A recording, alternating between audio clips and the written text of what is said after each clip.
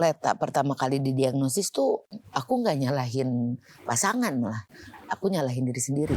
Sampai akhirnya memutuskan untuk tidak siaran lagi pun gitu. Itu salah satunya karena aku nggak mau Leta kejadian sama adiknya. Terlambat karena di umur 9 atau 10 itu Leta mulai sering ngompol lagi malam. Nafasnya udah tinggal, Ma nggak bisa nafas, Ma nggak bisa nafas. Ini harus masuk ICU Bu. Ini udah nggak ada air, udah nggak ada cairan di tubuhnya. Bapak jangan di luar, aku harus gimana di situ gitu.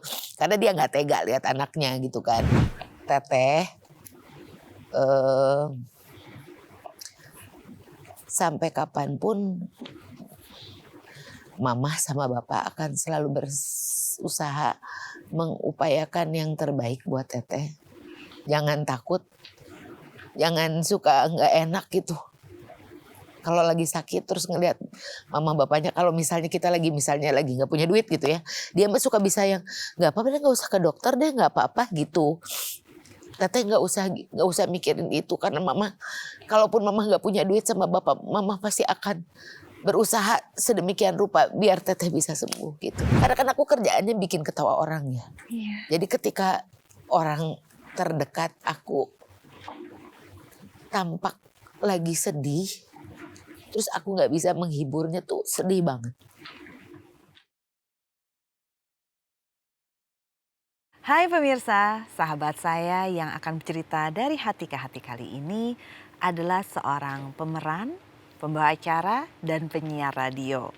Berkarir di dunia hiburan Indonesia sejak tahun 2002. Ia mengawali karirnya sebagai penyiar radio, lalu ia pun merambah ke program variety show pada sebuah televisi yang membuat namanya semakin dikenal luas di tanah air. Ia menjalani transformasi besar dalam aspek kesehatan, yaitu berhasil menurunkan berat badan hingga puluhan kilogram. Bersama sang suami, mengikuti acara lari maraton tahunan bergengsi di kota Berlin, Jerman. Hal ini ia lakukan bersama keluarga demi kesehatan yang lebih baik. Inilah Tike Priyatnakusuma dan Arif Lut Handoko. Hai Neng Tike.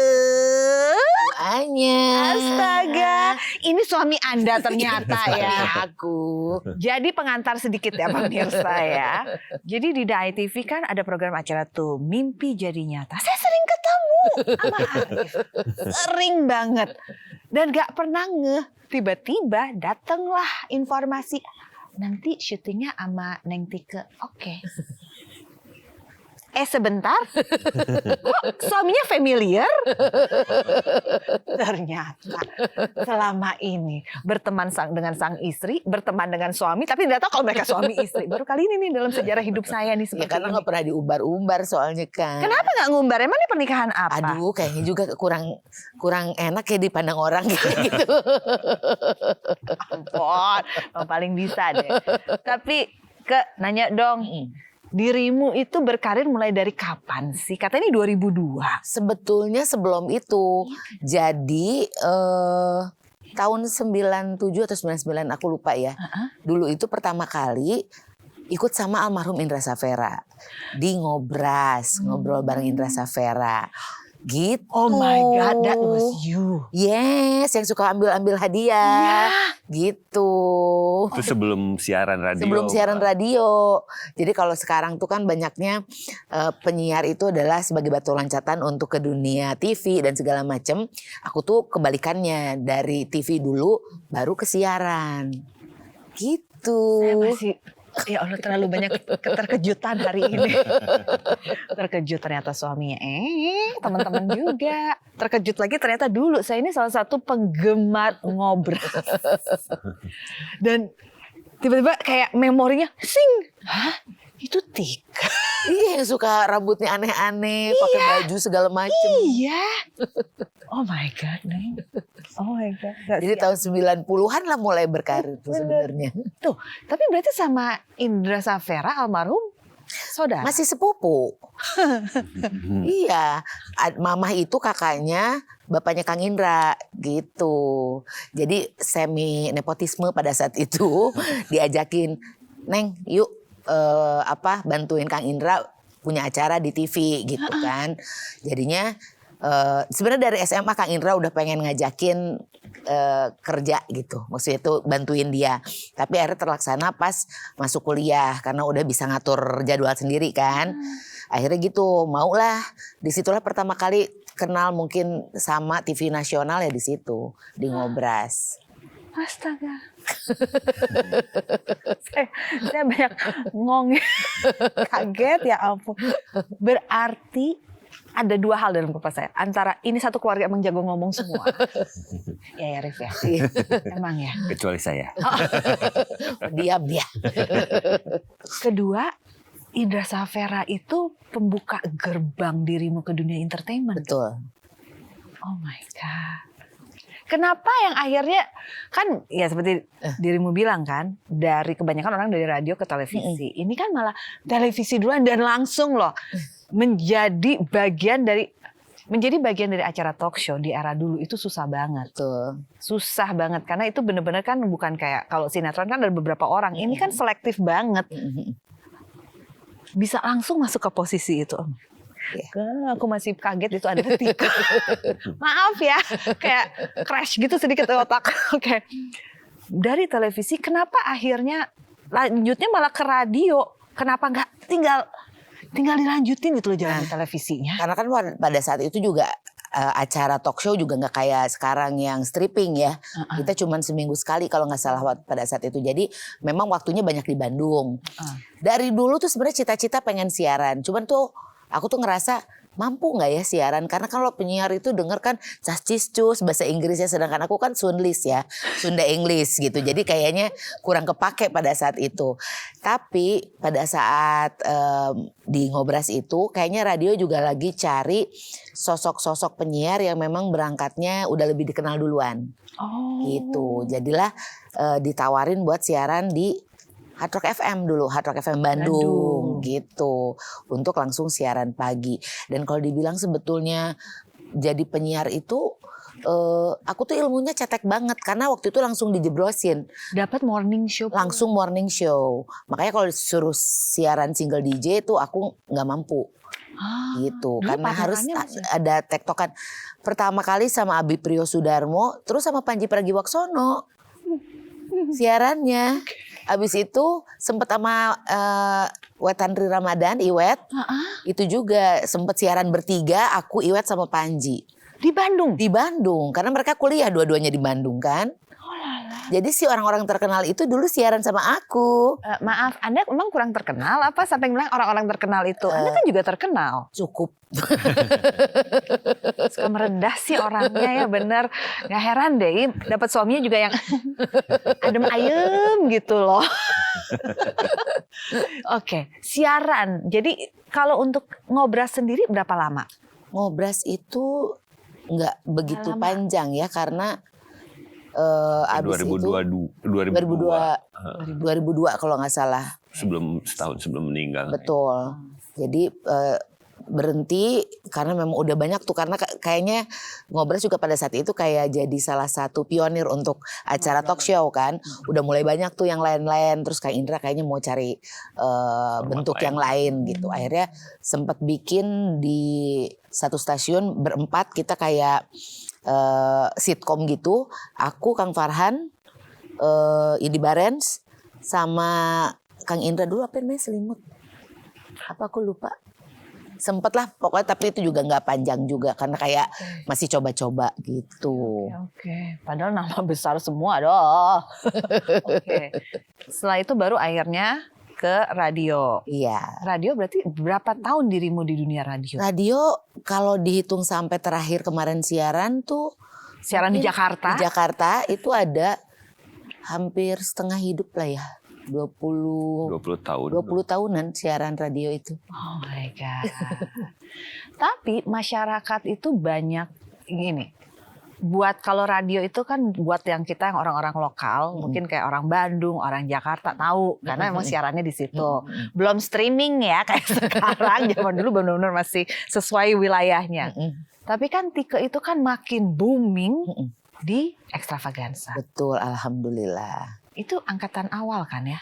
Pertama kali Extravaganza itu ada 7 orang, Tora, aku, terus Enggak. Aming, Firni, Cutari. Hah? Sempat ada Cutari. Oke. Ada Roni Dozer, Iya. terus ada Indra Birowo. Oh, malah Ronald belakangan ya? Sama Ronald.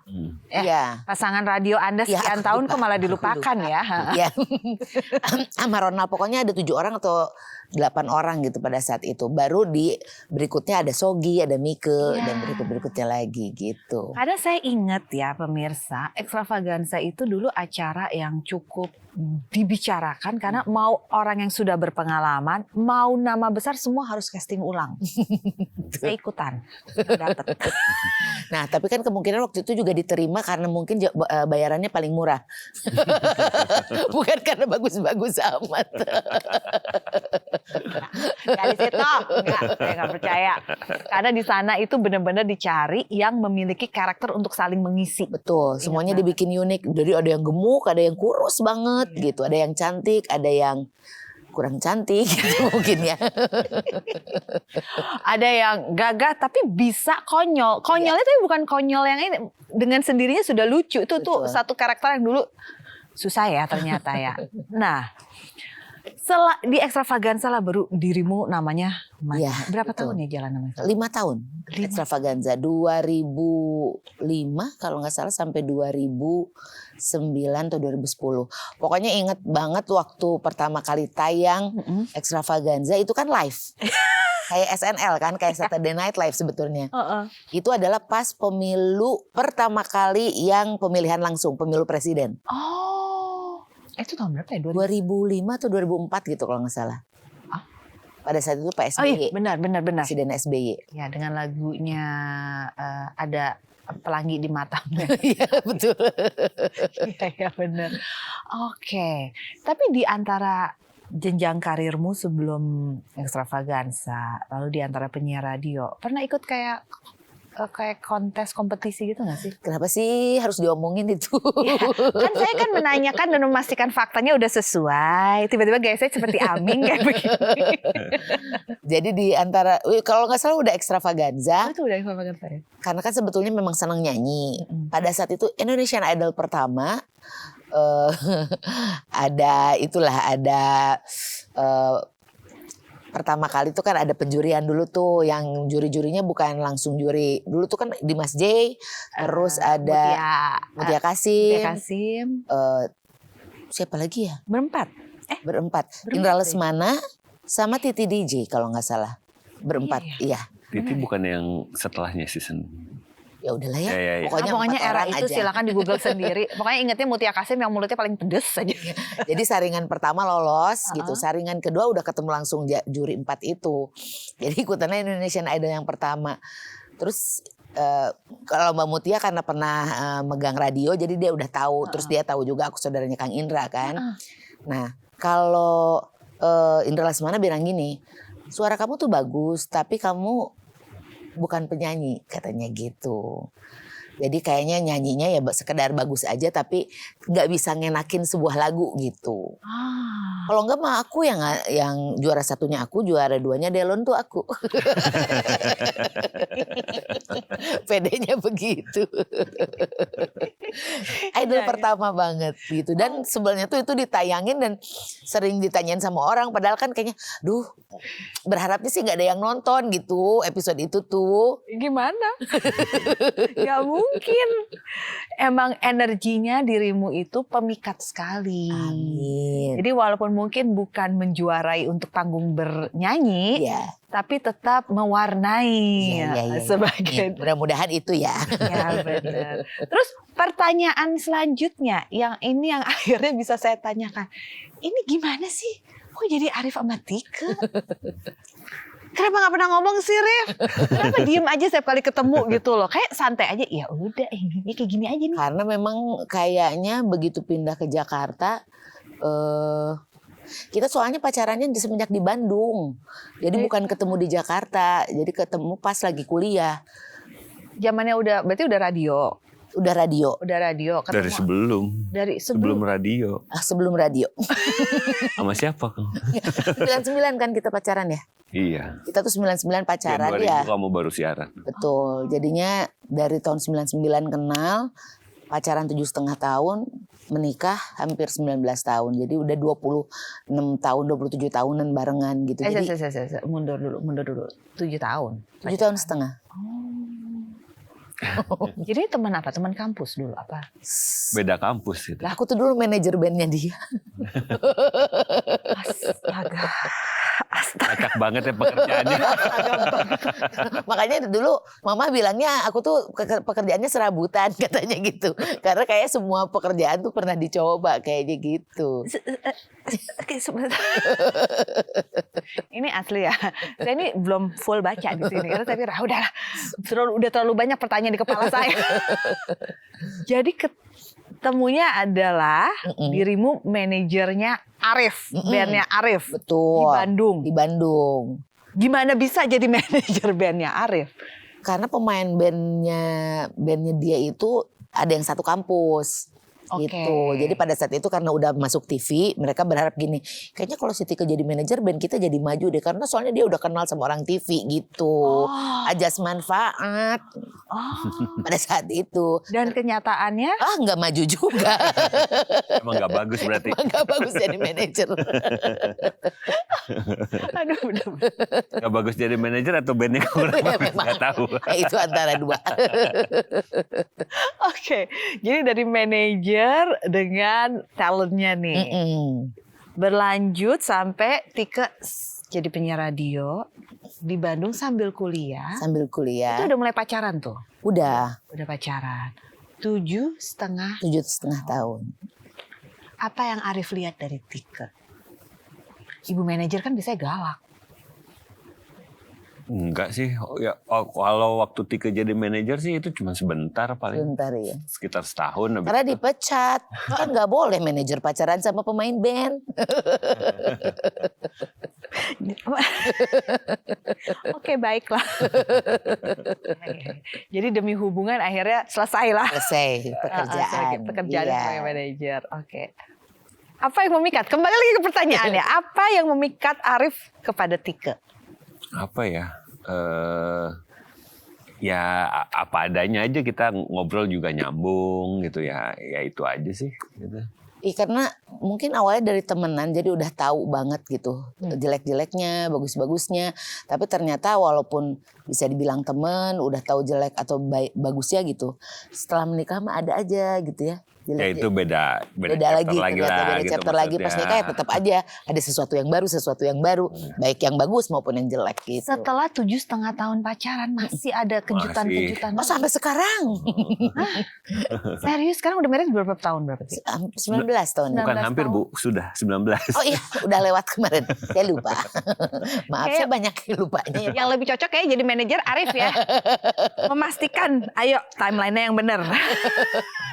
Karena nggak pernah ngerayain juga, jadinya ya lewat gitu aja. Lah gimana kok anniversary nggak dirayain maksudnya? Nggak apa-apa.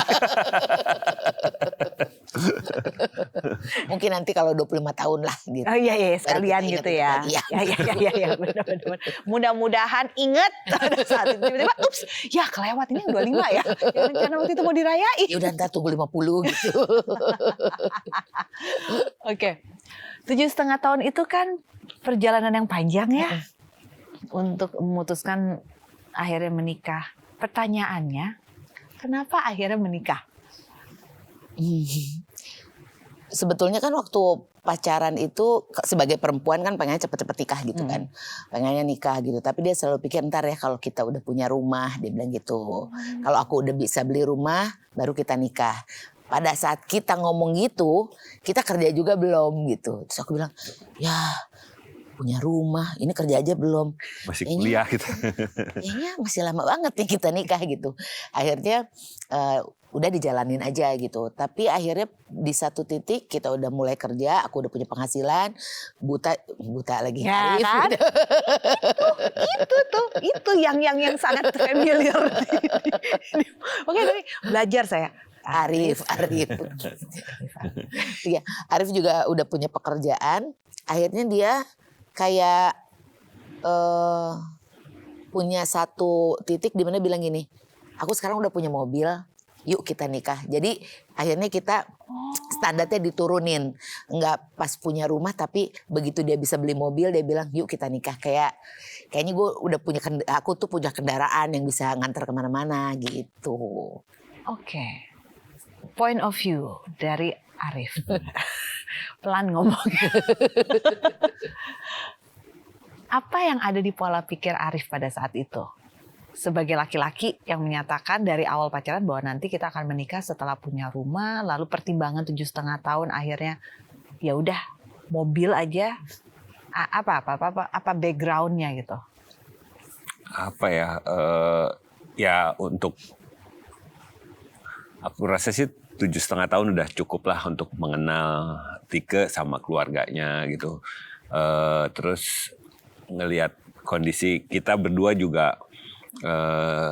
Posisinya aku udah kerja, Tike juga udah kerja, ya udah sedikit tabungan untuk setelah menikah. Jadi apa yang bisa kita siapin sebenarnya udah yang kita obrolin, kita cita-citain udah ada semua kecuali ya si rumah tadi gitu. Jadi ya aku ngomong gitu, nih kita kalau beli rumah nabung. Karena kita nggak mau tahu kapan gitu. Mau beli rumah, nabung, rumahnya naik lagi. Beli rumah, nabung, rumahnya naik lagi gitu. Nggak kebeli nih. Nah, kita nggak, daripada nggak nikah jadi omongan juga nggak bagus. Ya udahlah kita turunin standar kita, ya udah kita nikah. Ya rumah bisa ngontrak dulu atau gimana gitu. Ya itu sih. Tapi kan banyak sekali pasangan sekarang aja banyak loh ngomong, rezeki mantar datang sendiri. Yang penting sekarang, gitu kan, jadi dulu gitu. Nanti kumaha engke, bahasanya bukan engke kumaha. Nah, sedangkan Arif nih masih tipikal orang yang berbicara nanti tuh gimana. Old school berarti aku. Iya. Belum tentu bisa jadi itu old school atau mateng aja. Iya benar. Iya kan? Mateng cenderung busuk ya.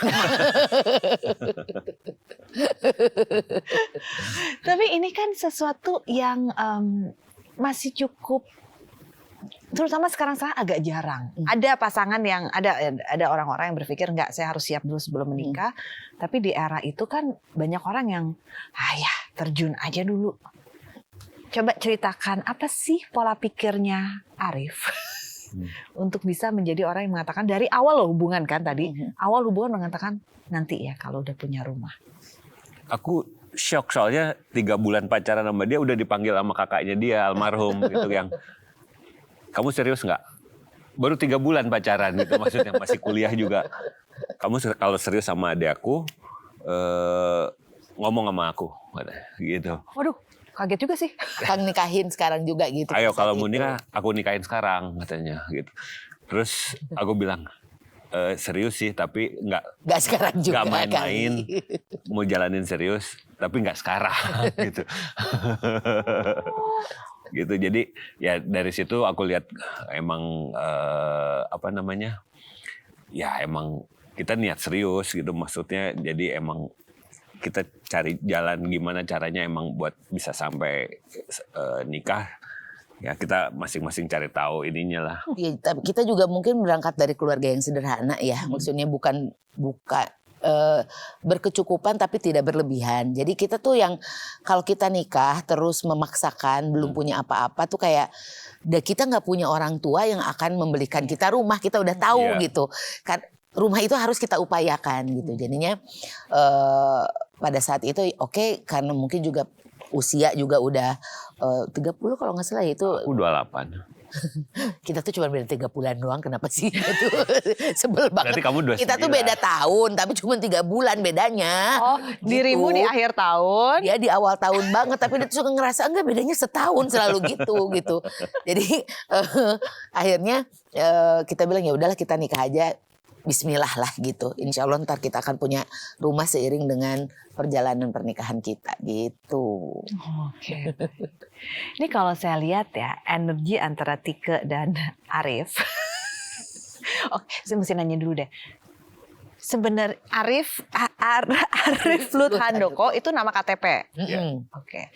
Di mana butanya? Karena kita manggilnya tuh buta. Terus, Arif buta gitu loh kita taunya. Sampai tadi, di mana butanya ya?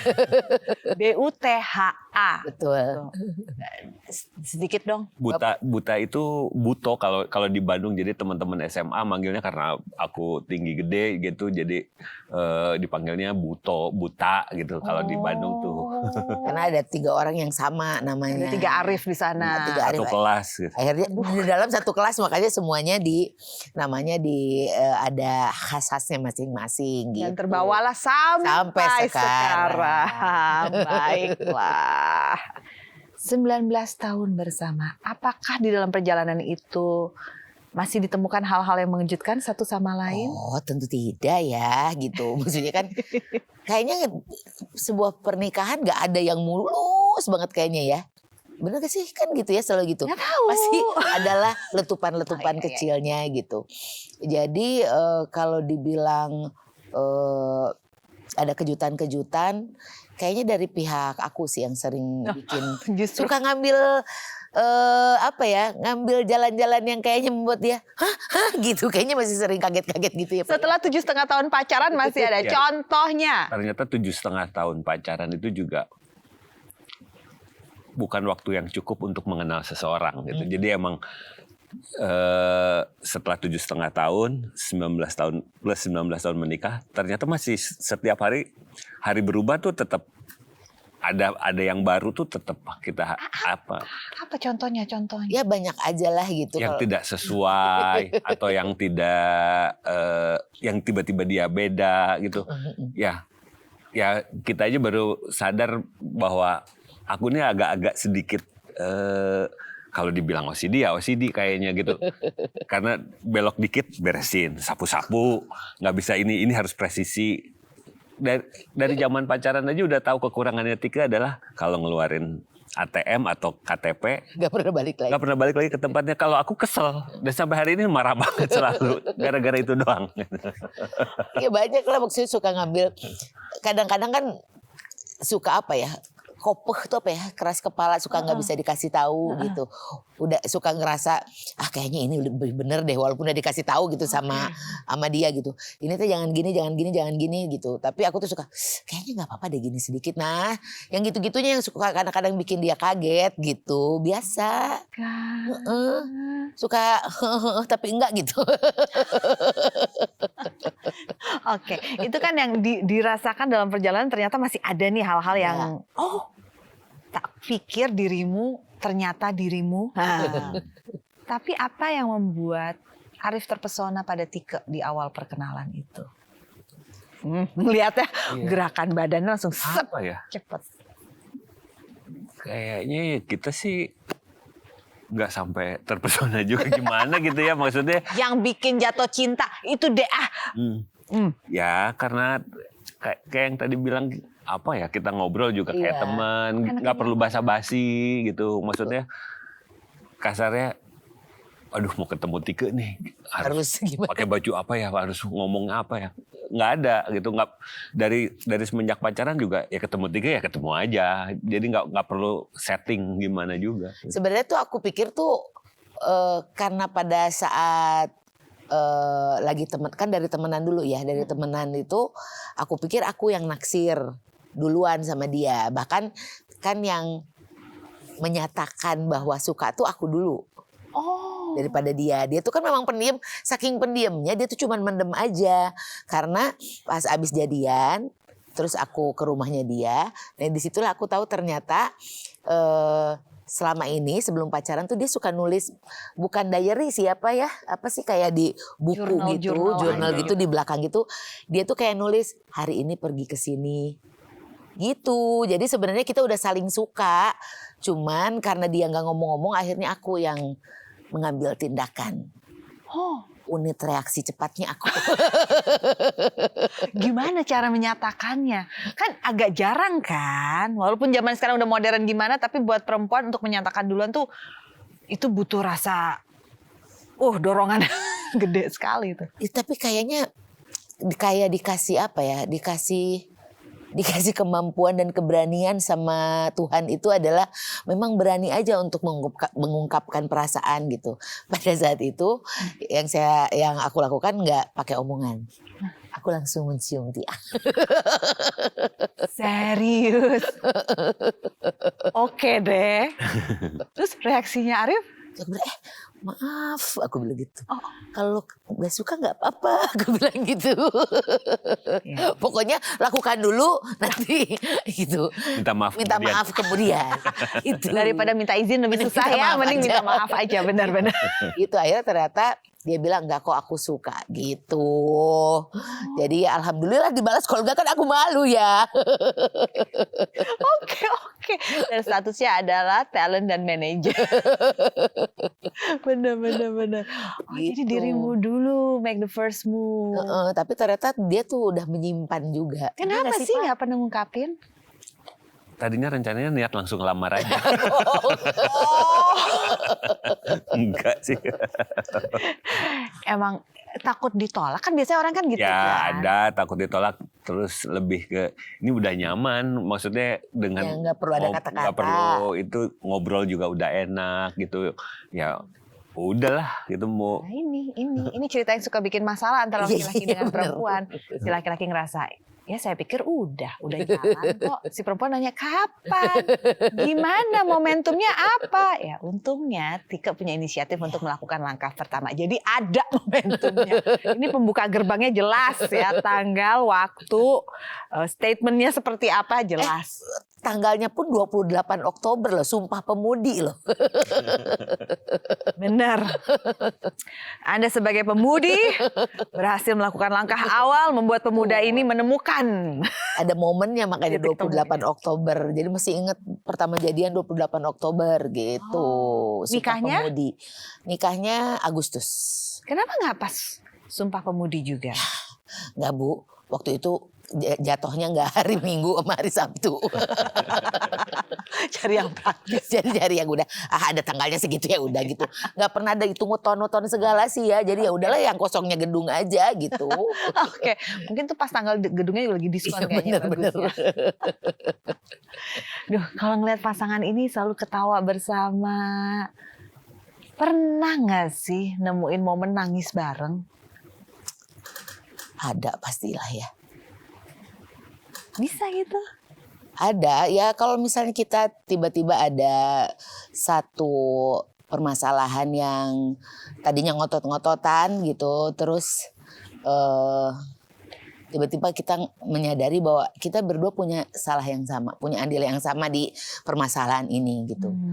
Jadi udah gitu kita yang saling minta maaf. Nah itu biasanya yang bisa bikin nangis-nangisan gitu. Oh. Maaf ya Pak, aku bikin Bapak susah misalnya gitu.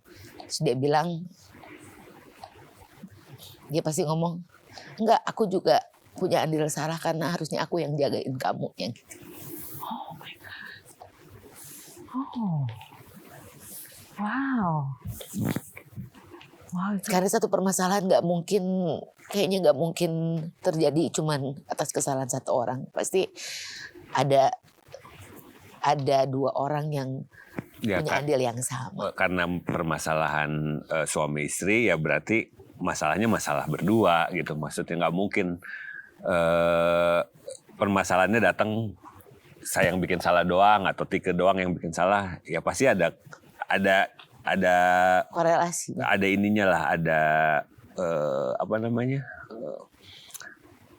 ada yang saling bersalah, ya ada porsinya lah. Iya. Gitu.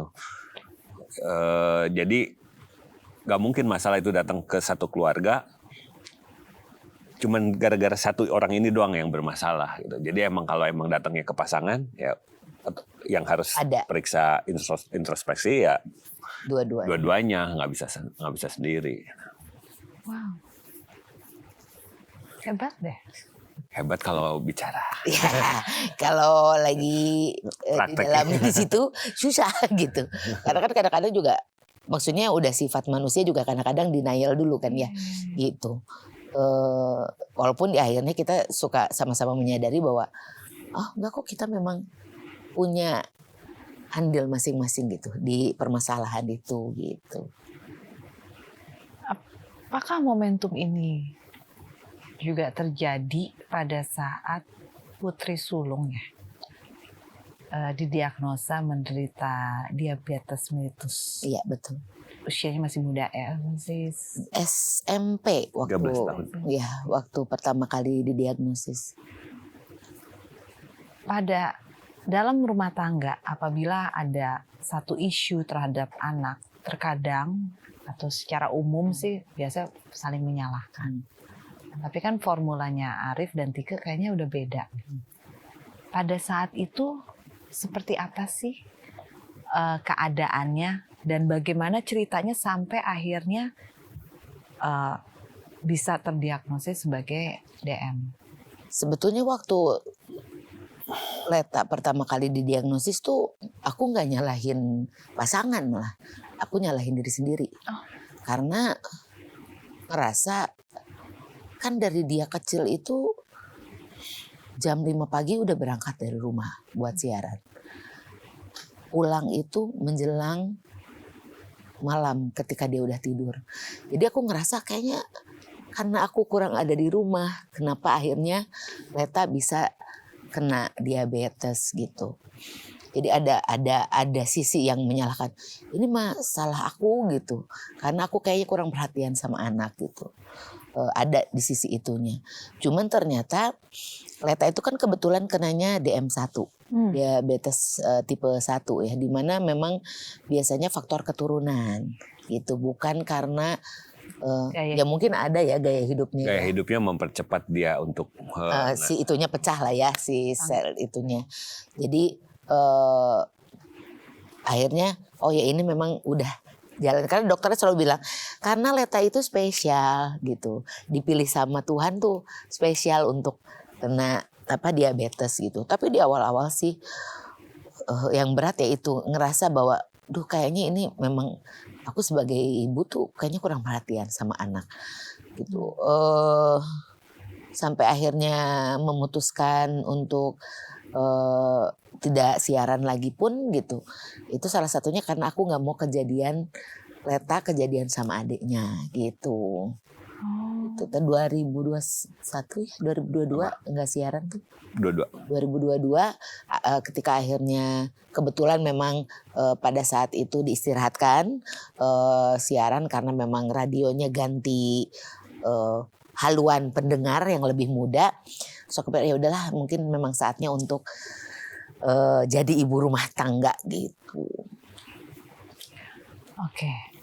Arif pada saat itu kan Tike langsung melihat ke dirinya, ini salah saya. Karena kesibukan kerja saya sehingga saya terlewatkan. Kalau Arif gimana rasanya waktu tahu Leta didiagnosa DM? Ya sebenarnya sama gitu, maksudnya yang berarti kita berdua ini nggak fokus ngurusin anak sampai miss gitu. Ini anak bisa sampai kena DM tipe 1. Cuman ya karena itu kita kan konsul ke dokter apa segala macam. Penyakit ini tidak semena-mena datang karena pola hidup atau apa, karena gennya sudah ada gitu.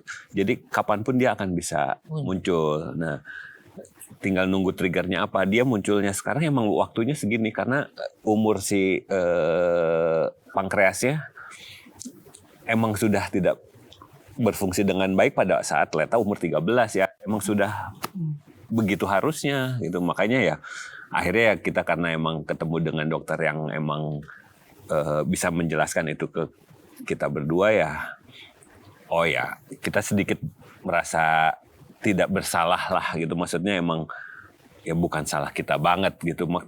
Kalau dengan kata lain juga kita juga nggak bisa nyalahin Tuhan. Kenapa sih Tuhan bikin anak saya begini, kan juga nggak bisa gitu. Maksudnya jadi ya emang sudah takdirnya, nggak apa-apa gitu. Maksudnya ya yang kita sekarang kasih tahu ke Leta tuh adalah dia nggak mau disebut spesial. Kamu tuh spesial karena kamu DM tipe 1. Kalau aku mau jadi orang biasa gimana? Aku nggak mau spesial. Oh spesialnya gini dia sering. Tapi sekarang sih udah enggak ya. Sekarang sih dia udah oke gitu. Cuman awal-awal tuh dia aku nggak mau jadi orang spesial kalau emang harus nyuntik tiap hari. Karena kan seumur hidup ya harus betul. nyuntik insulinnya. Pada saat Leta tuh akhirnya terdiagnosis diabetes tipe 1, itu tuh juga kayak Leta tuh kan gendut dari kecil, gemuk gitu. Jadi ketika umur 13 tahun tiba-tiba dia mengurus, aku pikir tuh dia lagi, kalau orang Sunda bilang beger tuh apa ya? Lagi Puber.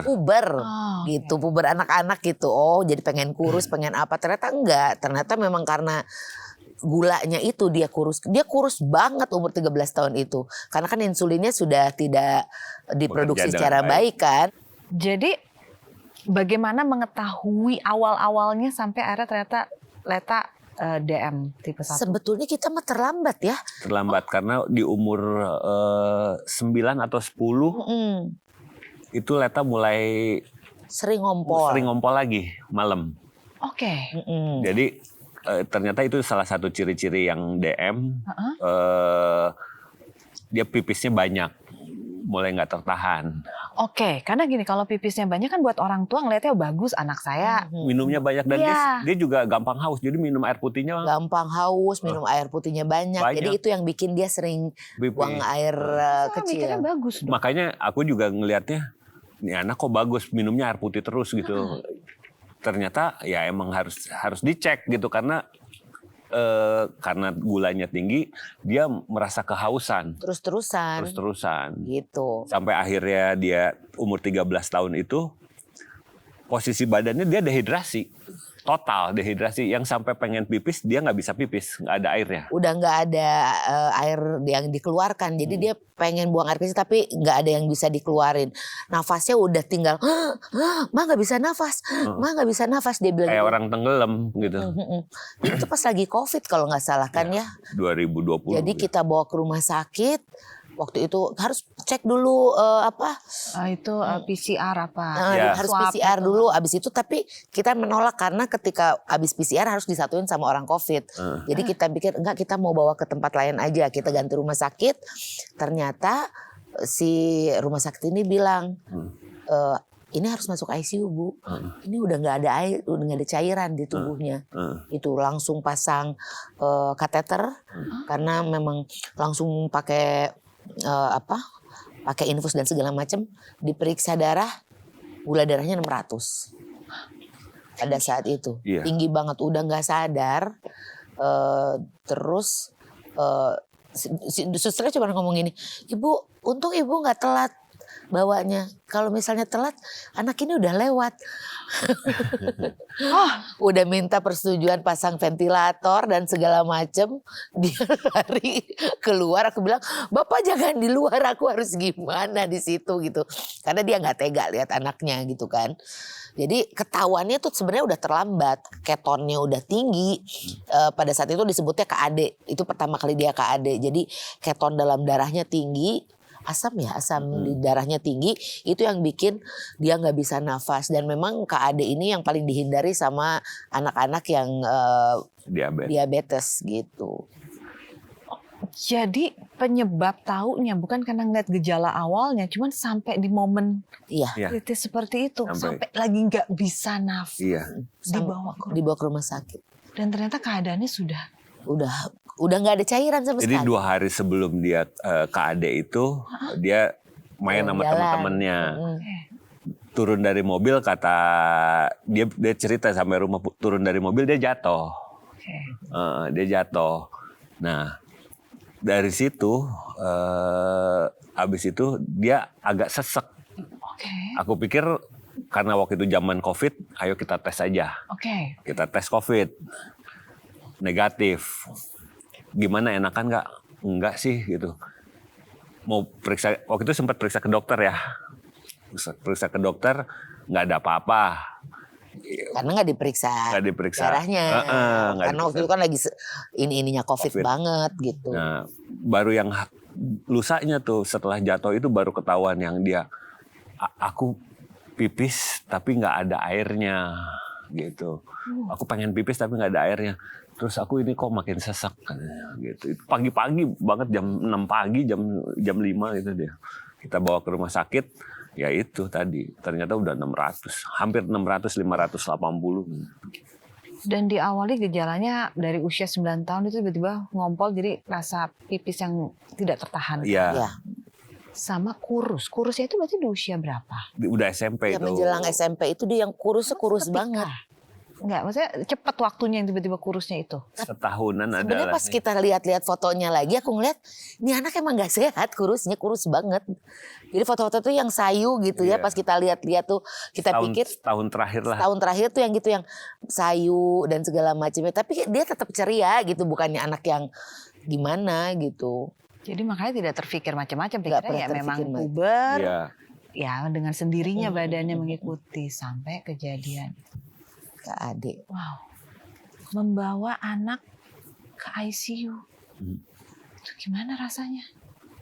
Dari yang panik sampai sekarang sih kayaknya, karena kemarin juga sempat masuk lagi, tapi itu kayak udah protapnya. Kalau kena KAD itu mau parah atau enggak tetap harus di ICU dulu gitu. Oke. Kedua kali ya masuk ICU lagi tahun lalu gitu. Karena itu tadi keton di darahnya tinggi.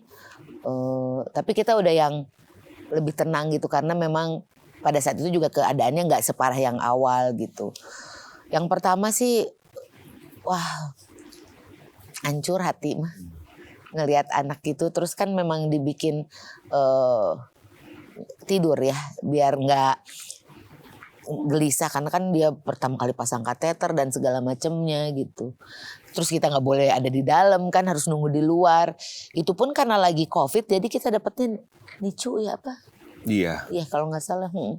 Jadi nggak dapat di ICU-nya pada saat itu. Jadi cuma duduk di luar aja. Terus, rasanya kayak gimana itu? Hanya menunggu orang keluar dengar kabar apa? Ya menunggu. Nggak pengen sih sebenarnya, jangankan letaknya ya, yang nggak terima dibilang dia istimewa gitu karena kena diabetes. Pada saat itu juga kami sebagai orang tua ya sebetulnya berharapnya enggak gitu. Ya nggak usah dibikin spesial lah. Karena kan kayaknya diabetes tuh lewat satu generasi ya. Aku sama bapaknya ini sama Pak Buta, Pak Arif Buta, susah banget ngomongnya. Kita tuh gula darahnya selalu di bawah 100, nggak pernah tinggi. Berarti dari generasi siapa? Dari generasi memang dari nenek-neneknya gitu. Sama-sama dari keluarganya. Buta juga ada, dari aku juga ada gitu. Kuat banget lah dari keluarganya dia tuh, kuat banget gulanya. Menjadi seseorang yang harus berubah gaya hidupnya itu kan berat ya. Apalagi berubahnya itu adalah satu keharusan secara mendadak. Mungkin orang sekarang bilang, aduh diabetes mellitus itu bukan akhir dari segalanya. Itu hanya mengubah kebiasaan dalam hidupnya. Yang sebelumnya tidak harus membawa insulin tambahan. Karena kan berarti kan tubuhnya tidak bisa memproduksi insulin kan. Makanya harus disuplai dari luar. Saya kebetulan pernah menjadi duta DM tipe 1 untuk anak-anak. Tapi waktu itu yang temuin memang anak-anak yang lahir sudah DM. Ya, betul. Itu yang paling berat adalah bagaimana anak-anak itu harus beradaptasi dan dianggap, terkadang mereka masuk stigma agak aneh sama teman-temannya karena kan harus nyuntik pas makan siang. Terus ada kerepotan ekstra, terus larangan. Saat anak-anak, teman-teman yang lain bisa menjelajah rasa. Di usia mereka yang begitu muda, mereka menjelajah rasa, mereka tidak bisa. Leta gimana? Leta itu dari kami sebetulnya, ini kebijakan kami berdua. Jadi kita nggak nahan-nahan banget sih kalau buat Leta gitu. Jadi dalam artian bahwa tahu porsinya gitu, karena menghadapi anak-anak dengan seharusnya banyak keterbatasan ya. Kita upayakan memang dari misalnya tiap hari dari rumah tuh selalu dibawain bekal gitu, karena biar nggak jajan, karena kita nggak tahu pilihan jajan di luar. Tapi memang permasalahannya adalah kita juga susah mengontrol apa yang dia konsumsi di luar. Karena kayaknya dia juga masih belum punya, pengen mengeksplor juga. masih belum punya rasa tanggung jawab buat dirinya sendiri gitu. Pernah nih ada satu kasus, ini akan selalu diingat lah sama aku gitu. Aku tuh beli dimsum karena mau ada acara di rumah. Belilah satu kotak itu 50 biji gitu. Adalah sisa 25 biji aku masukin ke dalam freezer gitu karena siapa tahu nanti ada yang mau. Dihabisin sama dia 25 dimsum. Aku bilang, aku tahu kamu suka makan, tapi nggak jadi 25 juga. Dia tuh jadi masih belum punya apa ya, self controlnya masih belum bagus gitu. Tapi kalau sekarang sih sebetulnya alhamdulillah gitu. Karena dia tuh suka masak. Dia suka masak. Sekarang juga lagi rajin bikin donat lah, bikin apa Pak yang itu? Apa? Yang pakai cream cheese. Bagel. Pakai bagel gitu. Dia tuh seneng banget masak. Tapi mungkin itu adalah salah satu cara dia untuk kalau udah masak kayaknya malas makan gitu. Jadi ya udahlah aku masak aja gitu. Jadi itu yang mungkin salah satu penghiburan dia. Itu pun yang aku pakai ketika lagi kemarin mengatur hidup untuk menurunkan berat badan. Saking sukanya pempek atau pempek gitu. Jadi daripada nggak bisa makan aku bikin. Terus kalau bikin jadi nggak pengen makan. Boleh deh kalau gitu bikin. Cuma nyium-nyiumin tangan dia, bau pempek ini enak gitu. Jadi gitu, salah satunya adalah itu. Kompensasinya adalah yaudah deh bikin. Siapa tahu kalau bikin jadi males makan gitu. Oke. Kalau Leta nonton hari ini, pesan apa sih yang ingin disampaikan ke Leta? Karena kan ya mau tidak mau hidupnya dia akan berbeda. Dan ini tidak akan pernah ada endingnya. Ya udah, inilah hidup Leta yang sekarang. Dan di mana nggak selamanya kita bisa mendampingi. Gitu. Apa pesan buat Leta? Kamu aja lah kalau yang kayak gini sih. Teteh, sampai kapanpun Mama sama Bapak akan selalu berusaha mengupayakan yang terbaik buat Teteh. Jangan takut, jangan suka nggak enak gitu. Kalau lagi sakit terus ngeliat mama bapaknya, kalau misalnya kita lagi nggak punya duit gitu ya, dia suka bisa yang nggak apa-apa deh, nggak usah ke dokter deh, nggak apa-apa gitu. Teteh nggak usah mikirin itu karena mama, kalaupun mama nggak punya duit sama bapak, mama pasti akan berusaha sedemikian rupa biar Teteh bisa sembuh gitu. Biar Teteh bukan sembuh ya, biar Teteh bisa ngerasa sehat gitu. Jadi jangan nggak enakan sama mama sama bapak karena mama sama bapak pasti akan selalu mengupayakan yang terbaik buat Teteh.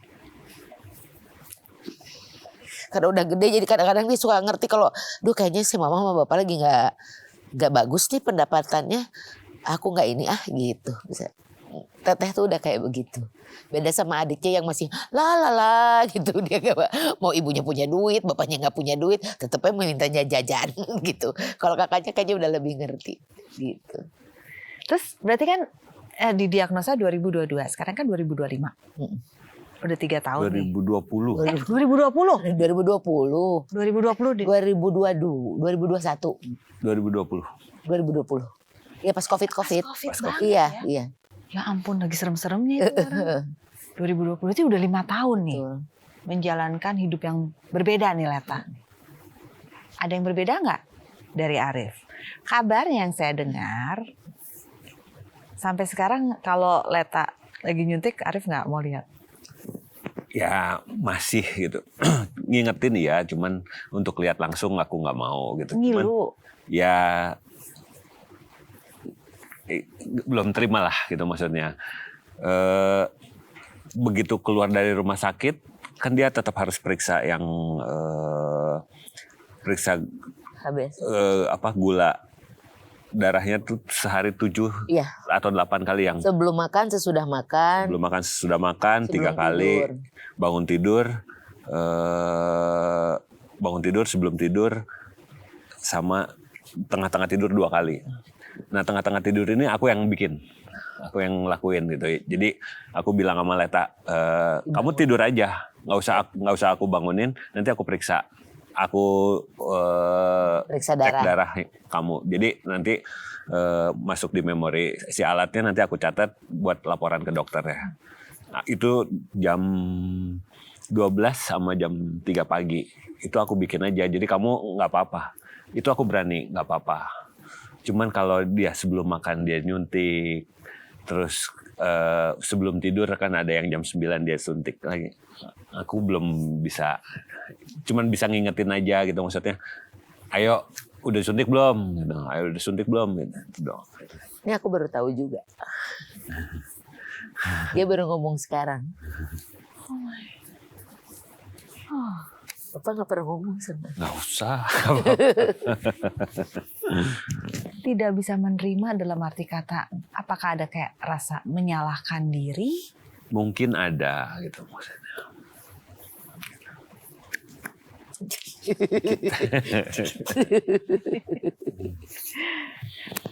Sebagai seorang ayah, Leta anak pertama, perempuan.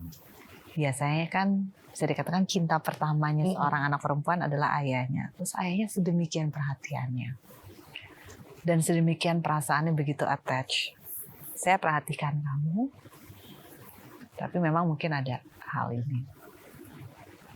Leta sudah 17 tahun, beberapa tahun kemudian akan menemukan pendamping hidupnya.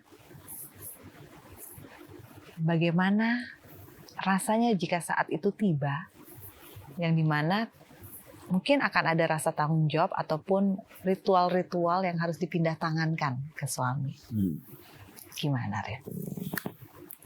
Itu nggak usah sampai jauh dulu ke pindah tangan soal ritual-ritual itu. Ini nggak nyampe 1 tahun lagi dia bercita-cita mau pindah kota karena dia pengen kuliah di Bandung. Oke. Ini kita berdua lagi Mikir-mikir. mikir, kita ke Bandung, apa kita lepasin dia ngekos di Bandung nih, atau kita ke Bandung deketin kampusnya aja udah, gitu. Toh kerja juga sekarang bisa di remote, ada beberapa gitu, atau ya kalau emang waktunya harus datang ke Jakarta atau keluar kota ya berangkat dari Bandung gitu kan. Ini kita lagi di posisi itu, ayo gimana, mau gimana nih?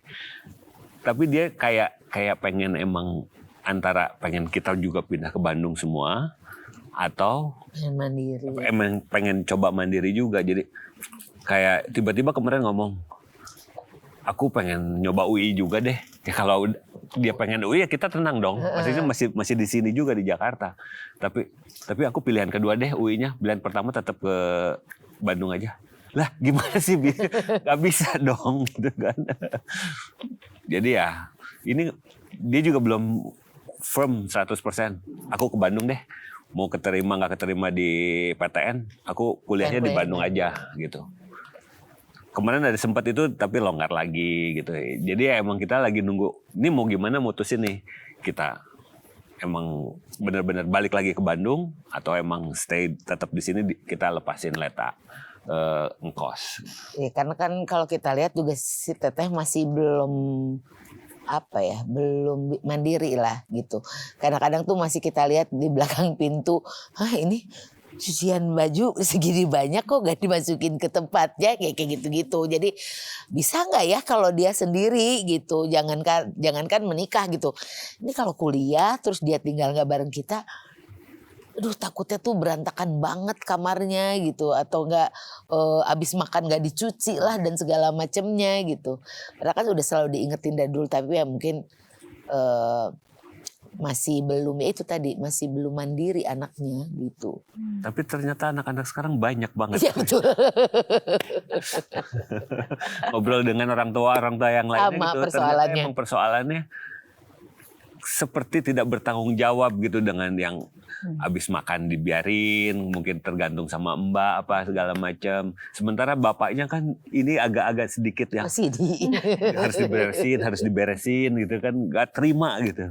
Ibu jangan salah. Tadi di sana dia sempat beres-beres kok di tempat ruang tunggu. Tetap ya. Tetap.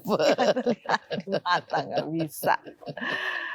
Leta kan ternyata termasuk tipe anak yang memikirkan efeknya untuk orang lain. Tidak hanya melihat dirinya nyamannya di mana, tapi bahkan mendahulukan efeknya di orang lain akan seperti apa. Makanya sampai sakit pun dia akan lebih memilih untuk diam kalau dia melihat situasi. Nah kalau tahu nggak Leta, kalau ternyata orang tuanya tuh sekarang di fase memikirkan kalau dia memutuskan ke Bandung, ada kemungkinan orang tua saya juga akan berubah haluan semua nih, ikutan nih keluarga saya. Tahu nggak kira-kira? Sebenarnya soal pindah Bandung. ke Bandung ini malah Kita udah kita ngobrol bareng gitu bahwa teman teh gimana nih, udahlah ikut ke Bandung aja gitu. Tapi dia juga sempat kemarin ya itu pada berubah awalnya lagi. dia bilang yaudah kita ke Bandung semuanya gitu. Awalnya dia semangat banget. Semangat pokoknya kita ke Bandung gitu, kayaknya lebih slow living dan segala macam gitu. Tapi kemarin udah mulai berubah lagi, tiba-tiba yang bilang gak apa-apa lah aku di sana sendiri aja, ntar bisa kok aku gitu.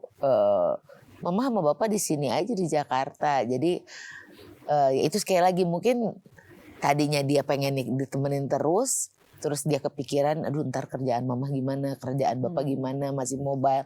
Akhirnya tercetus lagi ucapan bahwa ya udah aku aja yang di Bandung, yang lain tetap di Jakarta gitu. Perasa dia tuh. Dia perasa banget gitu. Kadang-kadang ya itu masih itu dia juga moody banget gitu. Kalau lagi baik banget gitu, maksudnya kayak ngerti banget sama orang tua dan segala macamnya. Tapi kalau misalnya si juteknya lagi datang, itu dia bisa turun dari tangga senyum-senyum, hai, masuk kamar mandi, keluar kamar mandi terus tiba-tiba judes. Bisa kayak gitu Leta itu. Jadi memang ya mungkin dari Memang sakitnya fasenya. juga fasenya begitu ya. Jadi moody sekali anaknya, tapi pengertian sama orang tuanya sih luar biasa. Kalau di kacamatanya Arif, itu karakternya siapa tuh yang seperti itu? Perasa begitu. Apa sih? Mengakui diri sendiri kayak berat ya? Iya. Soalnya gambarannya tuh kayak kesini banget. Iya sih, anak-anak sih kayaknya lebih, kalau soal rasanya sih kayak lebih ke aku ya jatuhannya ya gitu. Kalau yang jarang yang cuek kayak ibunya gitu. Kalau ibunya agak-agak santai gitu kan. Pokoknya yang minus-minus ibunya dah. Sebentar. Tika santai, tapi termasuk mudah tersentuh loh hati. Dia gampang banget tersentuh. Iya. Tapi sebenarnya dia untuk menjalani hidup ini dia enak gitu, santai. Gak banyak Gak pikir panjang. gak banyak pikiran apa segala macam. Sementara aku mau keluar rumah aja aku harus mikir gitu. Gitu yang ini harus ngapain ya, ini harus ngapain ya gitu. Terencana sekali. Iya. Sama orang yang santai aja. Gimana bisa jalan dengan baik ini semua? Sebetulnya kan yang namanya pernikahan itu memang tidak ada yang cocok, dalam arti gak ada yang 100% memang kalau si ini suka ini, si pasangan juga harus suka ini, enggak gitu. Bahkan sebetulnya ketidakcocokannya ini mungkin yang bisa bikin kita bertahan gitu. Dan memang Mudah-mudahan ya. mempertahankan itu harus diupayakan gitu. Mudah-mudahan itu yang bisa bikin bertahan ya Pak. Iya, kita upayakan. Tapi memang kata kunci saling melengkapi. Saling melengkapi, betul. Kalau gitu boleh dong lengkapi kalimat yang ada di sini. Bridging-nya bagus banget, luar biasa Ini Ibu pelajaran ya. yang aku lewatin dulu sekolah selalu.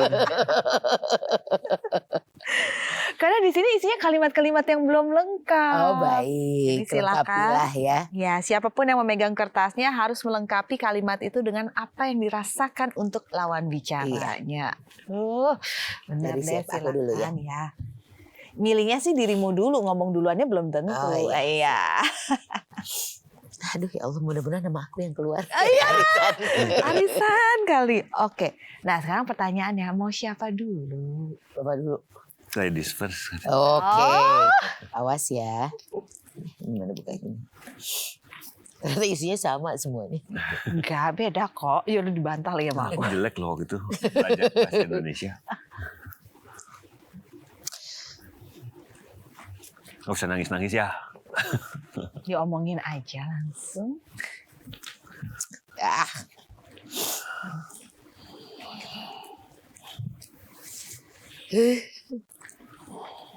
Aku sedih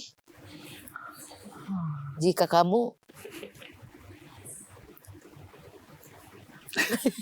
Jangan dong, jangan sedih-sedih. aku sedih jika kamu sedih. Kalau ngelihat dia lagi khawatirin, aku tuh pasti sedih. Khawatirin itu apa ya? Lagi mengkhawatirkan gitu, aku pasti sedih. Yang diem aja gitu, yang enggak Khawatir. Enggak. Posisi khawatir. Iya. Enggak lah. pasti aku sedih. Dianya enggak nangis, akunya yang nangis gitu.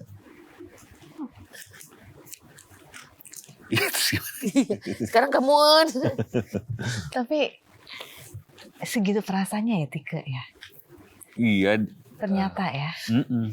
karena kan aku kerjaannya bikin ketawa orang ya. Iya. Jadi ketika orang terdekat aku tampak lagi sedih, terus aku nggak bisa menghiburnya tuh sedih banget. Apalagi mungkin sedihnya gara-gara aku gitu. Itu yang bikin double sedih. Double kill tuh, itu yang bikin lebih sedih. Ya ampun. Kita sekarang lagi sering tetap-tetapan, peluk. Gitu, saling menguatkan. Ayolah. Arif deh. Bapak, Tanpa kamu hidup aku mungkin akan ya nggak berwarna lah gitu kan. Ya iya. Nggak, yang menambahkan warna di hidup aku ya kamu. Ada cerita lain, ada anak-anak. Kalau nggak ada kamu kan anak-anak nggak ada warnanya. Kita nggak bisa ngerasain roller coaster kehidupannya karena kita bareng. Itu sih. itu nggak lagi roller coaster, kita lagi Niagara gitu. Kita kadang-kadang ngegas kok, iya tenang. benar. Sebagai penutup, apa doa Tike untuk Arif dalam kehidupan bersama ini ke depannya? Semoga dikasih sehat, dikasih bahagia, dikasih sabar yang luas buat ngadepin istrinya. Sama rezekinya lancar ya Pak ya. Amin. Doa Arif untuk Tike. Apa ya? Aduh, aku udah jelek banget kalau soal ya doanya adalah pasti setiap doa akan dikirimkan doa-doa terbaik lah gitu maksudnya. Kalau untuk Tike ya doanya ya semoga ya sama ikhlas jalanin kehidupan bareng keluarga ini gitu, tetap sabar ya, apa ya, sehat terus karena kalau kita sehat kita bisa jagain anak-anak gitu, itu maksudnya. Kita masih punya anak kecil dan punya anak yang harus diurusin. Doa kita semua untuk Tike dan Arif. Amin, amin. Sehat, kuat, Amin. selalu berpegangan tangan, Amin. dan terus saling mengisi. Satu yang OCD parah, satu yang gampang, Yang santai. yang santai. Saling mengisi dan terus memberikan energi Bukan terus saja sih. Bahasa gini, energi positif yang Tika dan Arif berikan kepada kita semua, orang-orang di sekitarnya, akan kembali berbalik dengan lebih untuk Tika dan Arif dan anak-anak. Amin, amin. Terima kasih ya udah sharing. Sami-sami, Sama. nuhun, Bu Terima Anya. kasih diajak nangis bareng. Ih, kok nangis? Mana sih? Dan terima kasih Pak Arif. Ibu. Yang abis ini kita kembali ngomongnya buta. Dan terima kasih kepada Anda pemirsa untuk kebersamaannya hari ini. Semoga apa yang disampaikan oleh Tika dan Arif bisa menjadi pembelajaran bagi kita semua. Amin. Nomor 1 adalah waspadailah gejala-gejala perubahan yang dimiliki oleh anak-anak Anda. Walaupun itu hal-hal yang dianggapnya mendasar. Sama pasti saya kebayang sih orang tua ngerasa, oh minumnya banyak pastinya buang air kecilnya juga Besar, banyak. Ya. Terus, oh emang masa puber nih. Ternyata ada hal lebih yang harus kita tidak bisa melepaskan diri kepada tenaga medis aja. Karena pikiran mereka juga banyak. Lakukan langkah ekstra. Cek gula darah anak. Iya. Banyak orang berpikir anak-anak mungkin nggak sih? Kita nggak pernah tahu. Yes, diabetes bisa terjadi pada anak-anak. Bahkan dari lahir Ya, betul. ada yang sudah fungsi pankreasnya tidak sempurna sehingga perlu masukkan insulin dari luar. It's okay. Tapi kita harus waspada untuk melakukan gerakan lebih baik. Tetap konsisten.